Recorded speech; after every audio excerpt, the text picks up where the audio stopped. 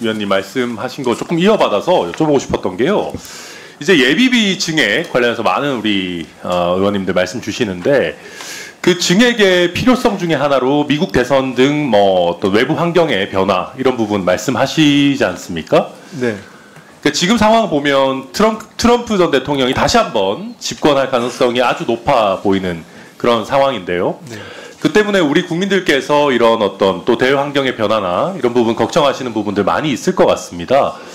우리 정부나 특히 뭐 공급망이라든지 어떤 경제 안보의 측면에서 어떤 노력을 해왔고 앞으로 이 예비비 등을 가지고 어떤 노력을 하실 건지 국민들께서 안심하실 수 있도록 개략적으로라도 좀 설명을 해주시겠습니까?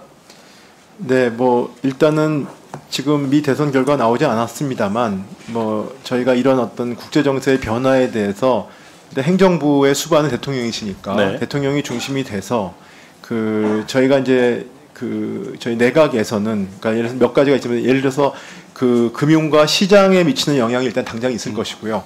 그 다음에 또 미국이 한미 저희가 동맹이 굳건하지만 그와 관련된 여러 가지 통상적인 미중의 어떤 전략 경쟁 하에서의 여러 가지 통상적인 노력들이 필요할 것 같습니다. 통상 협상이나. 네. 그래서 이런 부분들을 바이든 행정부가 들어와서도 저희가 굉장히 대통령 정상 외교를 통해 가지고 뭐 IR라든지 아니면 반도체법이라든지 하는 거에 대해서 우리 기업들의 불이익이 최소화되도록 많은 노력을 해왔습니다. 그건 뭐 많이 아실 거고요. 그런 노력이 한 군데입니다. 그리고 나머지는 이제 국내적인 여러 가지 산업 경제를 강화 노력 이 세 가지 축으로 해서 저희가 준비를 하고 있고요. 그 중에 그 가운데 부분들, 그러니까 통상 외교나 이런 부분들이 지금 여기 특히 정상 외교와 관련된 그런 노력이라고 설명드릴 수 있을 것 같습니다. 예, 조금 더 뭐 구체적으로 말씀하기 어려운 부분들도 있겠지만은 우리 국민들 사실 우려가 또 기업인들도 그렇고 많이 있는 부분이니까 차근차근 좀 당연히 준비도 철저하게 하시고 국민들께도 잘 좀 설명해 주시기를 바라겠습니다. 네, 그렇게 하겠습니다. 예.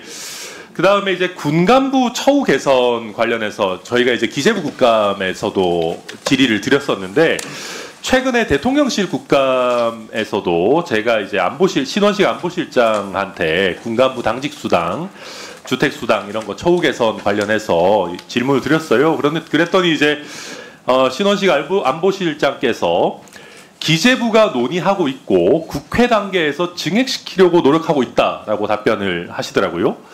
부총리님, 이 군간부 처우 개선 예산 이렇게 국방부나 대통령실의 이 요청대로 이번에 증액되는 게 확실합니까?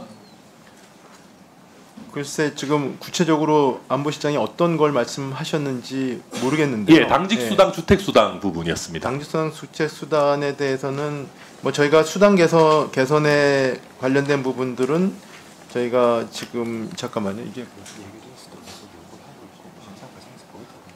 네, 뭐 알겠습니다. 뭐 지금 제가 구체적으로 말씀드리기 그렇고요. 네. 예결위 심사 과정에서 제가 네. 같이 검토를 하겠습니다. 아니 왜냐하면 제가 안보실장께서도 기재부가 논의하고 있다, 국회 단계에서 증액시키려고 노력하고 있다라고 굉장히 좀 나름 구체적으로 말씀하셨고 또 최근에 한덕수 국무총리께서 국회 시정연설을 하실 때도 초급 간부 수당 등 각종 처우를 개선하겠다라고 내년도 예산안에 대해서 또 강하게 말씀하셨더라고요. 그래서 이게 이 정도 있으면 뭔가 기재부와도 협의가 되셨을 것 같은데 아직 뭐 협의가 확정된 단계는 아닙니까?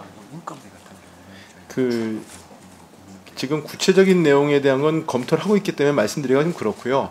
아까도 말씀드렸듯이 저희가 수당 관련된 건 최근 2배 이상 대폭은 인상을 하였지만 대통령께서도 그 초급 간부들의 어떤 인건비나 그 다음에 또 그들의 수당 개선에 대한 말씀도 하셨고 그래서 그게 결국은 뭐 오래만 있는 것도 아니고 그렇지 않습니까? 그러니까 그런 부분들이 또 그래서 일단은 그 부분에 대해서는 저희가 예산 심의 과정에서 좀 논의를 해가지고요.